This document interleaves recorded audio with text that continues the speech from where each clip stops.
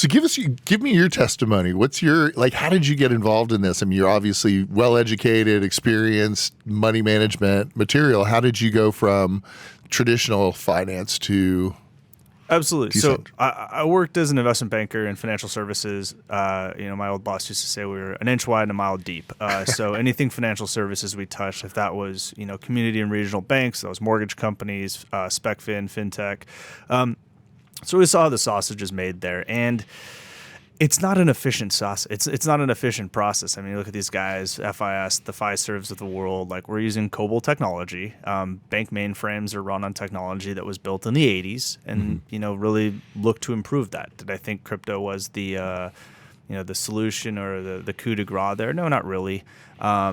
But you keep following it. After the ICO boom, it started to get more interesting. You started to see things that really resembled what a bank mainframe looks like, and how to do this better. And that's where I really kind of started to peel back the onion casually, and then now professionally for about 3 years. And so after the investment banking world, I spent time as a CFO of a couple fintechs, a couple crypto protocols. We raised money from the largest Silicon Valley institutional investors, largest VCs. We grew a protocol to over 500 million in assets in a week. Wow. Very, very, very quickly. So, look at community banks. It takes them 5, 10, 15 years to reach 500 million in assets, and it took us 5, 10, 15 days. So you really see the power of crypto with that. And that was enough to push me over the edge and say, hey, this is something I want to spend most of my time focused on. And so in 2022, I founded my current company called Delos. Delos is a traditional hedge fund that operates in the crypto markets. I would say we look a lot like a growth equity investor with the tools of a long-short hedge fund. So we will take leverage, we will buy options, we use OTC desks and prime brokers, and we operate in this Wild West space that is crypto. What's unique about the space specifically is that if you look at traditional markets, there's really one advantage in illiquid markets or one advantage in liquid markets. You're talking about trading off information asymmetry for liquidity.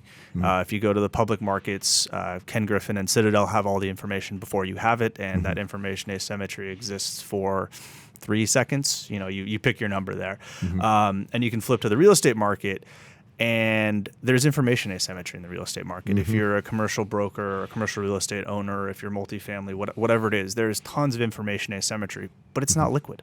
It's really, really hard to transact, and it's really, really slow. It's like BlackRock, like those issues they're having with those REITs, Yeah, right? exactly. You look at the Blackstone private REIT. It's really not easy to move those assets around. And so for me, being Delos is a long short hedge fund, operating in the crypto space, it's the best of both worlds. We have information asymmetry. We can work harder, do better diligence, have institutional knowledge, proprietary knowledge, whatever you want to call it, and we can do our job better than our competition. And it's in a liquid fashion. I'm not a VC who has to hold something on my books for 10 years. We're open-ended fund. We don't have locked capital.